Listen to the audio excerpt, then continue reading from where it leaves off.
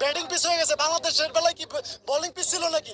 আফগানিস্তানের সাথে বাংলাদেশ 100 রান পার করতে পারবে না, 100 রান করতে পারবে না বাংলাদেশ। প্রথম কথা হচ্ছে ভাইয়া, আমি একজন সাধারণ দর্শক হিসেবে বলতে চাই, আমি আজকে আমার দুই বন্ধুরা নিয়ে এসেছি। আমি 600 টাকা টিকিট কাছে আমি নিচ থেকে ওদের নিয়ে এসেছি খেলা দেখার জন্য। আমি টিকিটের একজন বড় ভক্ত ভাইয়া, সবসময় আপনাদের ফলো করে আপনার চ্যানেলও দেখি। বাংলাদেশ যে ধরনের টিকিট খেলে আধুনিক টিকিটে যায় না ভাইয়া, কারণ আপনারা শ্রীলঙ্কার ব্যাটিংও দেখছেন, আমরা অবশ্যই শ্রীলঙ্কার ব্যাটিং দেখছি।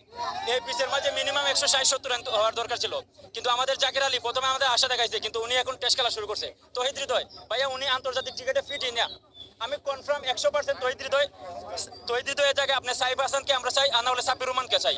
আমাদের একটাই জায়গায় আমরা সাব্বির রহমান নাই সাইফ হাসানকে চাই। আর তাসকিনের যে স্পিড বলার, শরীফুলের বলে গতি নাই, যার জন্য ওর বলে অনায়াসে ওরা খেলতে পারছে। এভাবে হলে আমাদের টিকিট চলবে না, এবং আমরা প্রবাসীরা এইভাবে টিকিট দেখতে আসবো না। 235 টাকা করে আমরা টিকিট কাটছি, এত কষ্ট করে, এত লম্বা লাইন ছিল। 232 টাকা, 7,000-8,000 টাকা করে পড়ছে, এত কষ্ট করে, এত লম্বা 2-3 ঘন্টা ধরে আমরা লাইনে দাঁড়ায় থাকি, আমরা টিকিট কাটছি, কিন্তু কি ফায়দা হয়েছে? কি খেলছে এরা?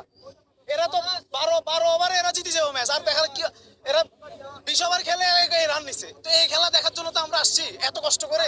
কথা আমার যেটা মনে হয়, বাংলাদেশ এখনো টি20 ম্যাচের জন্য এখনো ফিট না।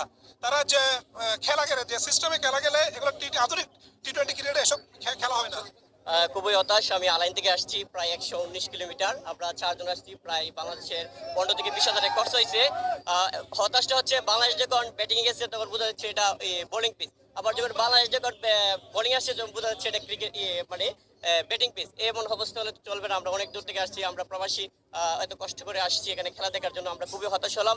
আমরা চাইছিলাম যে আজকে নাগিন ডান্স দিব শ্রীলঙ্কাকে, তারা আমাদেরকে উল্টা নাগিন দিয়ে দিচ্ছে। তো খুবই হতাশ হয়েছি। সবাই ভালো থাকবেন।